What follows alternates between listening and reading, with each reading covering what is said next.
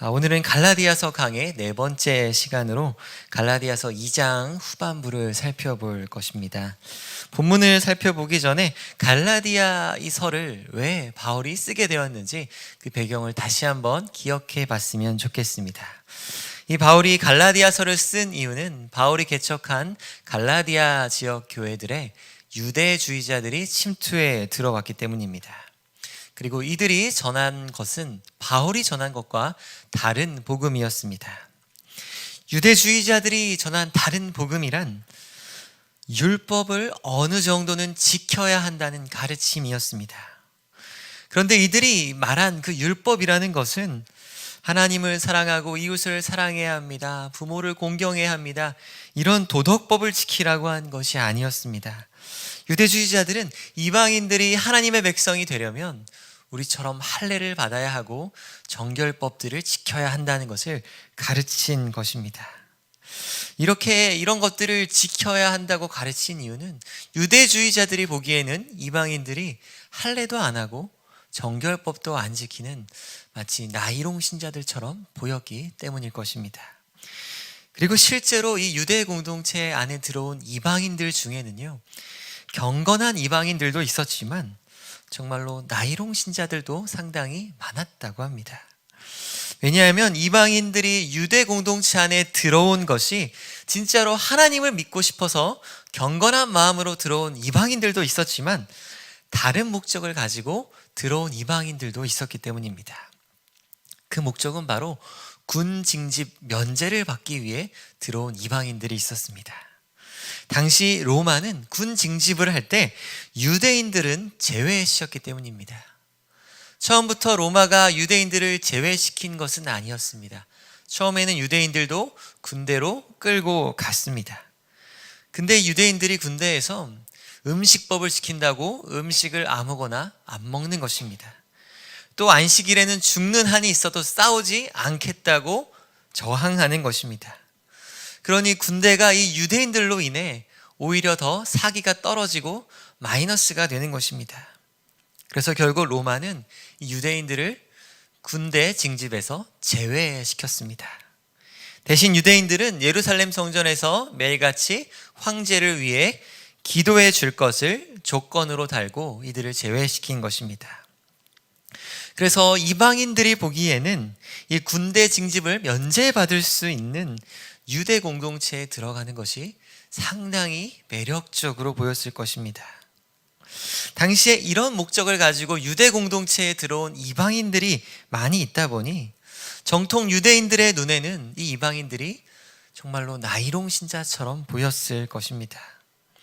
게다가 이 바울 사도라는 사람은 이방인 사역을 하면서 그들이 할례 받을 필요도 없고 정결법을 지킬 필요도 없다라는 식으로 편의를 많이 봐주는 것처럼 보이니 이러다 안 되겠다 하는 생각으로 이 유대주의자들은 이방인들을 향해 할례도 지켜야 되고 정결법도 지켜야 됩니다. 이렇게 가르치기 시작한 것입니다. 무엇보다 이 할례라는 것은 유대인들에게는 정말 중요한 것이었습니다. 왜냐하면 할례는 하나님께서 아브라함에게 직접 명령하시고 말씀하신 것이기 때문입니다. 그러기에 유대인들은 이 할례를 아주 오랫동안 지켜왔고 정결법 역시 오랫동안 지켜왔습니다. 그러기에 유대주의자들의 입장에서는 하나님께서 직접 명령하신 이 할례를 이방인들은 안 지켜도 된다, 안 해도 된다라고 가르치는 이 바울의 주장이 어딘가 많이 모자른 것으로 보였던 것입니다. 그래서 갈라디아 지역의 그 이방인 교인들 역시 과연 할례와 정결법이라는 것이 하나님이 직접 주셨다는 것이라면, 이스라엘이 대대로 지켜온 것이라면은 바울의 말보다 이 말이 더 권위가 있겠구나 하고 그 유대주의자들의 말에 넘어가게 된 것입니다. 그래서 바울은 이처럼 갈라디아 지역에 침투해 들어온 유대주의자들의 가르침이 잘못되었다, 그것은 다른 복음이다라는 것을 알려주기 위해 갈라디아서를 쓴 것입니다. 왜냐하면 예수님께서는, 하나님이신 예수님께서는 이 땅에 오셔서 십자가의 죽음과 부활로 율법을 종료시키셨기 때문입니다. 그리고 새 언약을 주셨기 때문입니다. 우리 예수님께서는 율법의 멍에로부터 수고하고 무겁고 짐진 자들을 쉬게 하여 주셨습니다. 진리가 너희를 자유케 하리라 하는 그 말씀처럼 더 이상 할례나 정결법에 매여서 구원을 받는 것이 아니라, 그것을 통해 구원을 얻는 능력을 있는 것이 아니라 오직 예수 그리스도를 통해서만 유대인이나 이방인이나 구원을 얻는 그 복음을 주셨기 때문입니다. 그래서 이 갈라디아서의 배경을 간단히 정리하자면, 이 갈라디아서는 갈라디아 지역 교회에 침투해 들어온 유대주의자들과 그들의 잘못된 가르침에 넘어가고 있는 갈라디아에 있는 이방인 그 신자들의 그 상황 가운데 바울이 쓴 편지라는 것입니다. 바울은 이 갈라디아서를 통해 무엇이 진짜 진리인지 진짜 복음인지를 논쟁하듯이 이야기하고 있는 것입니다. 오늘 말씀을 통해 이 바울이 전하는 복음의 진리가 무엇인지 함께 나누기를 원합니다. 첫 번째로 성도는 복음의 진리를 따라 행해야 합니다. 11절 말씀에 보면 바울은 이 게바, 즉 베드로가 안디옥 교회에 왔을 때 일어났던 실수에 대해 이야기합니다. 그런데 모름지기 베드로라고 한다면 예수님의 수제자였고 또 사도로서 예루살렘 교회에서 기둥과 같은 그런 존경받는 존재였습니다. 하지만 이 성경 말씀은 그런 베드로라 할지라도 이 베드로를 우상화시키고 영웅화시키지 않습니다. 베드로의 실수에 대해 있는 그대로 책망하며 기록하고 있습니다. 이 베드로가 책망받을 실수를 저지른 곳은 안디옥이었습니다. 이 안디옥이라는 곳에는 최초의 이방인 교회가 세워졌습니다. 이 안디옥 교회가 세워지기 전까지만 해도 유대인들에게만 복음이 전해졌습니다. 그런데 예루살렘에 큰 핍박이 있은 후에 사람들은 흩어져 복음을 전하기 시작했습니다. 그리고 이방인들에게도 복음이 전해져서 세워진 최초의 이방인 교회가 바로 이 안디옥에 있었습니다. 그래서 이 안디옥은 이방인 사역의 교두보요 중심지였던 것입니다. 또 안디옥 교회는 예루살렘 교회가 바나바를 담임 목사로 파송한 곳이기도 했습니다. 그리고 바나바는 자신의 동역자로 이 바울을 불렀습니다. 이방인 사역을 함께 감당하기 위해서였습니다. 이렇게 이방인 신자들이 많이 있었던 안디옥에 게바, 베드로가 방문했던 것입니다. 이 헬라어의 문법 시제를 보면은 이 베드로가 한 번 방문한 것이 아니라 종종 이 안디옥에 방문했던 것으로 나타납니다. 그리고 이 베드로는 이방인들과 함께 어울려 식사를 했습니다. 베드로는 이방인 그리스도인들과 함께 식사하면서 당연히 이방인들이 먹는 그 음식 또한 함께 먹었을 것입니다. 사도행전 10장에 보면 베드로는 고넬료 환상을 통해서 이방인들이 먹는 그 부정한 음식도 먹어도 되는구나, 하나님께서 깨끗하게 하셨으니 속되다 하지 않고 먹어도 된다는 것을 알았기 때문입니다. 그런데 이런 베드로 사도가 책망받을 일이 생겼습니다. 14절 말씀에 보면 이 베드로는 그냥 책망받은 것이 아니었습니다. 사람들이 다 보는 앞에서 바울에게 책망을 받았습니다. 베드로와 바울이 아무리 같은 사도라 할지라도 이 바울은 베드로보다는 연차수가 좀 밀리는 그런 사도였을 것입니다. 다시 말해 한참 후배와 같은 그런 바울에게 이 예루살렘 교회의 존경받는 지도자인 베드로가 정죄받고 책망받은 것입니다. 12절과 13절 말씀을 같이 읽겠습니다. 야고보에서 온 어떤 이들이 이르기 전에 게바가 이방인과 함께 먹다가 그들이 오매 그가 할례자들을 두려워하여 떠나 물러가매 남은 유대인들도 그와 같이 외식함으로 바나바도 그들의 외식에 유혹되었느니라. 베드로가 책망받은 이유는 외식 때문이었습니다. 외식이 무엇입니까? 겉과 속이 다르다 하는 것입니다. 다시 말해 베드로는 속으로는 이방인들과 음식을 먹어도 괜찮다고 생각했지만 또 그렇게 해왔지만 지금 베드로는 갑자기 그 자리를 일어나서 이방인들과의 식사 자리에서 자신을 구분시키고 분리시켰던 것입니다. 이런 베드로의 외식하는 행동은 그가 이방인들과 식사하는 자리에서 야고보에서 온 어떤 이들이 왔을 때 생겨났습니다. 베드로는 그들이 오는 것을 보고 두려워하여 자리에서 일어났다라고 이야기합니다. 그러자 베드로뿐만 아니라 같이 식사하던 유대인 그리스도인들도 또 안디옥 교회의 담임 목사였던 바나바까지 이 베드로의 행동에 유혹되었다라고 이야기합니다. 그래서 이 베드로가 슬그머니 자리를 일어난 이 행동은 결코 작은 행동이 아니었습니다. 이 베드로의 행동 안에는 이방인 그리스도인들에게 주는 강력한 메시지가 있었기 때문입니다. 우리 본문 말씀 14절 말씀을 같이 읽어보겠습니다. 그러므로 나는 그들이 복음의 진리를 따라 바르게 행하지 아니함을 보고 모든 자 앞에서 게바에게 이르되 내가 유대인으로서 이방인을 따르고 유대인답게 살지 아니하면서 어찌하여 억지로 이방인을 유대인답게 살게 하려느냐 하였노라. 아멘. 바울은 베드로의 행동을 향해 강력하게 비난하고 있습니다. 왜냐하면 이 베드로의 행동은 오직 예수 그리스도를 믿음으로 의롭다 함을 받는 그 복음을 정면으로 부정하는 행동이기 때문입니다. 다시 말해 베드로가 이방인들과 식사하는 자리에서 일어났다라는 것은 이방인들을 향해 너희는 할례도 안 받고 부정한 음식을 먹으니 너희는 우리보다 열등한 사람들이다 하는 메시지를 주고 있었기 때문입니다. 그래서 같이 식사했던 이방인 그리스도인들은 이 베드로의 행동을 보고 이렇게 생각했을 것입니다. 그래, 결국 할례 받은 정결법을 지키는 유대인들이 인류 신자, 진짜 하나님의 백성이고 할례 받지 않는 우리 같은 사람들은 이류 신자, 열등한 신자구나 이렇게 생각했을 것입니다. 제가 아는 어떤 목사님이 이스라엘로 성지순례를 간 적이 있었습니다.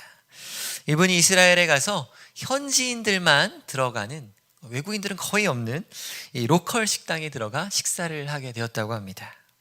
그런데 이스라엘 음식을 먹다 보니 아무래도 좀 많이 느끼했던 것 같습니다. 입맛에 맞지 않았던 것 같습니다. 그때 마침 비행기에서 받았던 한국식 그 볶음 고추장, 그 튜브에 있는 거 있잖아요. 그게 생각났다고 합니다. 그래서 그것을 접시에 짜서 같이 음식을 먹었다고 합니다. 여기까지는 아무런 문제가 없었습니다. 그런데 음식을 다 먹고 나서 문제가 벌어졌습니다.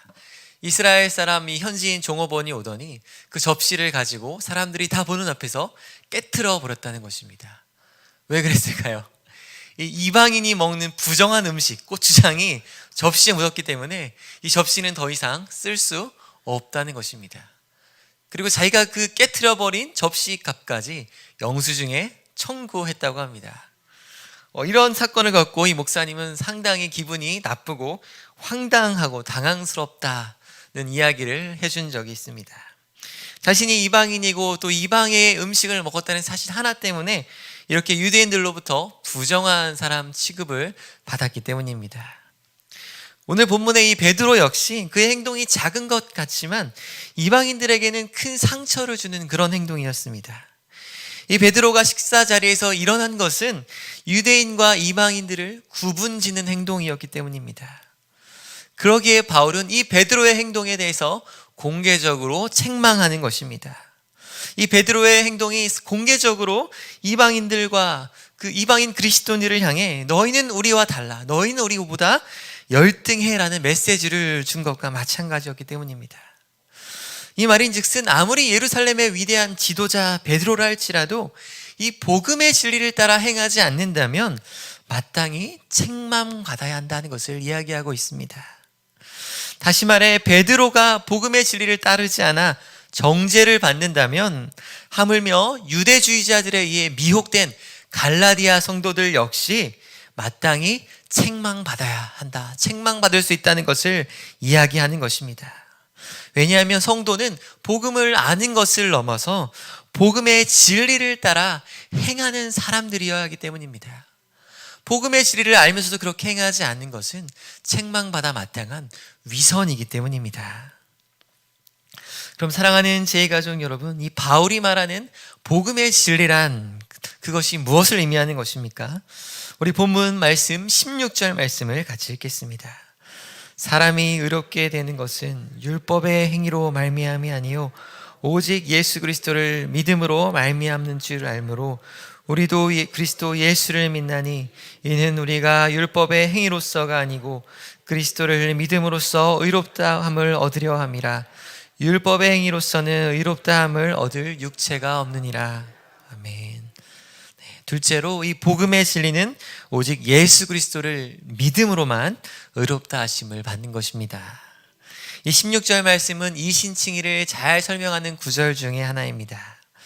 말씀해 보면 사람이 하나님 앞에서 어떻게 의롭게 될 수 있다고 이야기합니까? 율법의 행위가 아니라 오직 예수 그리스도를 믿음으로 말미암아입니다. 다시 말해 유대인들은 할례나 정결법들을 지키면서 우리는 이러한 율법을 가지고 있기 때문에 우리야말로 하나님의 백성이다라고 이야기하지만 그러한 율법으로는 의롭다 하심을 얻을 수 있다 없다? 없다는 것입니다. 이 율법의 행위로 만약 의로워질 수 있었다면 예수님이 오실 필요가 없었기 때문입니다. 예수님의 죽으심이 헛되기 때문입니다. 다시 말해 예수 그리스도의 그 복음이 필요 없어지는 것이기 때문입니다. 그래서 율법이 필요하다, 할례를 해야 한다, 그래야 하나님의 백성이 될 수 있다는 그런 복음은 다른 복음, 저주받아 마땅한 복음이라는 것입니다. 그래서 바울은 유대인이나 이방인이나 사람이 의롭게 되는 데 있어서는 율법의 행위가 아니다라는 것을 아주 강조해서 말하고 있습니다.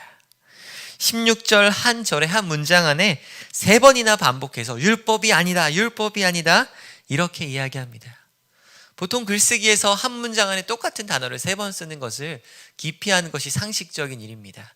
그것은 세련되지 않은 문장이기 때문입니다. 그럼에도 불구하고 바울은 3번이나 반복해서 강조하고 있습니다. 율법이 아니라 예수 그리스도를 믿는 믿음으로만 의롭게 되기 때문입니다. 그래서 바울은 19절 말씀에는 이런 이야기까지 합니다. 내가 율법으로 말미암아 율법에 대하여 죽었다는 것입니다. 만약 유대주의자들이 이 말을 직접 들었다면 참담하다고 하면서 경악했을 것입니다. 아니, 하나님께서 우리에게 직접 주신 그 율법, 조상 대대로 지켜온 율법에 대해 죽었다고? 이게 말이나 되는 것인가? 라고 했을 것입니다. 그런데 바울이 왜 율법에 대해서 죽었다라고 19절에 이야기합니까? 그래야 하나님에 대하여 살 수 있기 때문이다 라고 말하고 있습니다. 다시 말해 율법에 대해 내가 죽었다는 것은 율법으로 의로워지는 것을 포기했다는 말과 같은 말입니다. 이렇게 바울이 반복적으로 율법의 행위로는 불가능하다, 율법은 안 된다라고 하는 것은 이 율법의 행위에는 예수 그리스도가 없기 때문입니다. 율법의 행위에는 이 예수의 영이신 성령이 없기 때문입니다. 그래서 갈라디아에서 바울이 주구장창 계속해서 율법의 행위가 아니라 예수를 믿음으로 이것을 강조하는 이유가 있습니다. 간단히 정리하자면 바로 성령 때문입니다. 율법의 행위에는 성령이 없지만 예수 그리스도를 믿는 믿음에는 성령을 주시기 때문입니다. 다시 말해 하나님께서는 사람이 율법을 지켰기 때문에 성령을 주시는 것이 아니라는 것입니다. 예수 그리스도를 믿는 사람이라면 누구에게나 이방인이나 유대인이나 똑같이 성령을 주십니다. 그래서 바울은 율법이라는 그 장벽이 아니라, 할례가 아니라 성령을 주시는 예수 그리스도야만 한다, 이것을 강조하고 있는 것입니다. 그래서 이방인들에게 예수 그리스도를 믿는 믿음 외에 할례와 같이 그 무언가를 더해서는 안 된다, 그것은 저주받아 마땅한 다른 복음이다 라고 강력하게 이야기하는 것입니다. 다시 본문 말씀 16절로 돌아와서요, 이 사람은 율법이 아니라 오직 예수 그리스도를 믿는 믿음으로만 의롭게 될 수 있습니다. 그럼 우리가 예수 그리스도를 믿는 것만으로 어떻게 의롭다함을 받을 수 있는 것일까요? 하이델베르크 요리문답 60문을 보면 이 이신칭의 교리를 잘 설명해 놓았습니다. 제가 60문을 읽어드리겠습니다. 60문, 당신은 어떻게 하나님 앞에 의롭게 됩니까? 답, 오직 예수 그리스도를 믿는 참된 믿음으로만 의롭게 됩니다. 비록 내가 하나님의 모든 계명을 대항하여 크게 어겼고 단 하나도 지키지 않았으며 여전히 모든 악으로 향하는 성향이 있다고 나의 양심이 고소할지라도 하나님께서는 나의 공로가 전혀 없이 순전한 은혜로 그리스도의 완전히 만족해 하심과 의로움과 거룩함을 선물로 주십니다. 하나님께서는 내가 오직 믿는 마음으로 이 선물을 받아들일 때 마치 나에게 죄가 전혀 없고 또한 죄를 짓지 않은 것처럼 그리스도께서 나를 위해 이루신 모든 순종을 내가 직접 이룬 것처럼 여겨주십니다. 이 하이델베르크 요리문답 60문의 핵심은 하나님께서는 우리가 행한 선으로 우리를 판단하지 않으시고 예수님께서 나를 위해 이루신 모든 순종을 내가 이룬 것처럼 판단해 주신다는 것입니다. 이것을 의의 전가 교리 이렇게 부릅니다. 우리가 책임 전가라는 말이 무슨 말인지 잘 알듯이 하나님의 의, 예수님의 의를 우리에게 전가해 주신다 해서 의의 전가 이렇게 부르는 것입니다. 그래서 바울은 유대인이나 이방인이나 자신의 행위, 율법의 행위로는 의롭다함을 받을 수 없고 오직 예수 그리스도로만 의롭다함을 받을 수 있다라고 말하는 것입니다. 예수님만이, 오직 예수님만이 그분의 순종을 통해 우리에게 그분의 의로우심을 전가해 줄 수 있기 때문입니다. 사랑하는 제2가족 여러분, 그러면 우리가 하나님 앞에서 의롭게 된다는 것이 무슨 말을 의미하는 것일까요? 하나님께서 우리를 의롭게 여기신다 하는 것은 마치 법정의 선언과도 같은 것입니다. 다시 말해 의로운 재판장이신 하나님께서 우리를 심판하실 때 우리가 죄인임에도 불구하고 우리를 의인이다라고 칭해 주시는 것입니다. 그런데 그 의인이라고 칭해 주시는 그 근거가 율법의 행위에 있는 것이 아니라 오직 예수 그리스도를 믿는 믿음에 있다는 것이 중요합니다. 그래서 이 예수 그리스도를 믿는 믿음 외에 뭔가를 덧붙인다면 공로주의가 되는 것이요, 저주를 받아 마땅한 다른 복음이 되는 것입니다. 그래서 이 복음이라는 것, 진짜 복음의 진리라는 것은 나의 행위와 상관없이 내가 죄인 되었을 때, 하나님과 원수 되었을 때 하나님께서 일방적인 은혜의 선물로 주신 것입니다. 하나님께서 우리에게 의롭다고 선언해 주실 때 예수 그리스도를 믿는 믿음 외에 아무것도 요구하시지 않았기 때문입니다. 그러므로 그 누구도 하나님께서 요구하지 않으신 것을 덧붙일 수 없는 것입니다. 그러므로 예수 그리스도를 믿음을 통해 은혜로 주어진 이 복음의 진리를 단단히 붙드는 저 여러분 되시기를 축원드립니다. 세 번째로, 성도는 그리스도를 믿는 믿음 안에서 살아갑니다. 우리가 오직 예수를 믿는 믿음으로만 의롭게 된다, 이 소식을 들었을 때 필연적으로 찾아오는 그런 생각이 있습니다. 그럼 이제 앞으로 마음대로 죄를 지어도 괜찮겠다 하는 것입니다. 나의 행위와 상관없이 예수님의 그 은혜로, 예수님의 순종으로 의로움이 전가된다면 나는 어떻게 살든 어차피 나는 의인으로 칭함받는 것이 아닌가 하는 생각입니다. 분명 유대주의자들도 이런 생각을 했을 것입니다. 사람들이 그래서 바울이 전하는 이 복음을 따른다면 분명 이방인들이 죄를 더 많이 짓게 될 것이다 라고 공격했을 것입니다. 우리의 행동이 아니라 믿음으로만 구원을 받는다면 죄를 더 지어도 괜찮지 않을 것인가, 이렇게 생각한 것입니다. 그러나 바울은 그러한 공격에 대해서 절대로 그럴 수 없다라고 이야기합니다. 그 이유가 20절 말씀에 나타나 있습니다. 우리 20절 말씀 같이 읽겠습니다. 내가 그리스도와 함께 십자가에 못 박혔나니 그런즉 이제는 내가 사는 것이 아니요 오직 내 안에 그리스도께서 사시는 것이라. 이제 내가 육체 가운데 사는 것은 나를 사랑하사 나를 위하여 자기 자신을 버리신 하나님의 아들을 믿는 믿음 안에서 사는 것이라. 아멘. 바울이 뭐라고 고백합니까? 내가 그리스도와 함께 십자가에 못 박혔다라고 고백합니다. 예수님께서는 우리가 짓는 과거, 현재, 미래의 모든 죄를 예수님께서 십자가에서 지시고 하나님의 모든 진노와 형벌을 감당하셨기 때문입니다. 그리고 바울은 그때 예수님만 죽은 것이 아니라 나도 함께 죽었다라고 고백합니다. 그래서 바울은 이제는 내가 사는 것이 아니다라고 고백하는 것입니다. 그래서 내가 예수 그리스도와 함께 죽었기 때문에 내가 원하는 대로 사는 것이 아니라 예수께 매여서 예수 그리스도의 뜻대로 살아간다는 것을 고백합니다. 왜냐하면 오직 내 안에 예수 그리스도께서 사시는 것이기 때문입니다. 더 이상 나의 뜻과 나의 그 일그러진 욕망을 위해 사는 것이 아니라 이제는 예수님을 주로 모시고 따르는 삶을 산다고 고백하는 것입니다. 그러면 사랑하는 제2가족 여러분, 우리가 예수님을 믿어 의롭게 되었다 하는 것은 단순히 의롭게 되었어라는 법정적인 칭의로만 끝나는 것이 아닙니다. 왜냐하면 유대인들의 사고에서 의롭게 되었다 하는 것은 법정적인 선고의 의미만을 의미하지 않기 때문입니다.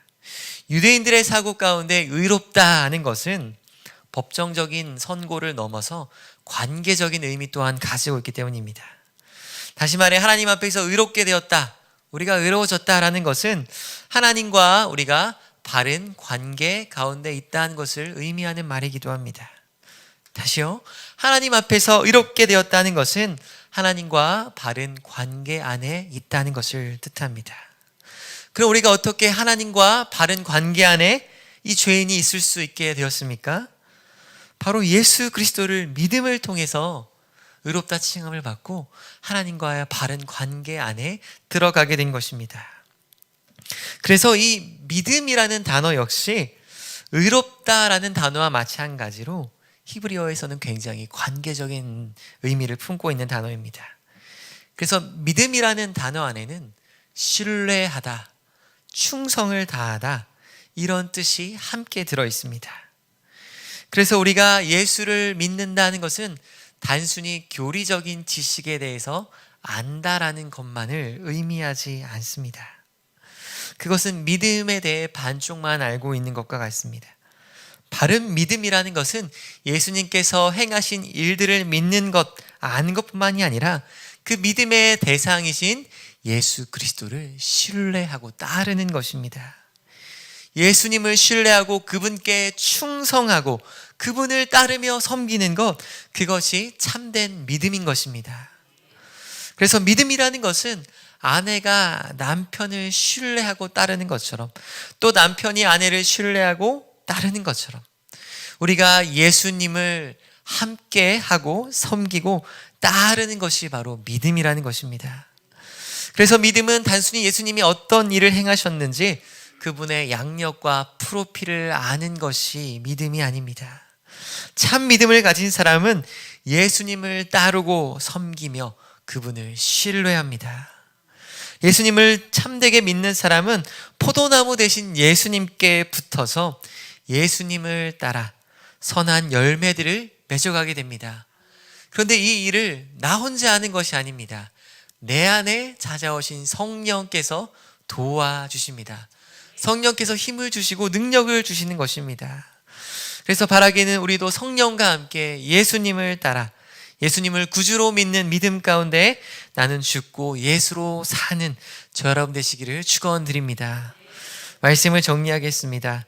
이 복음의 진리 안에서는 할례를 받은 유대인이나 할례를 받지 않는 이방인이나 차별이 없습니다.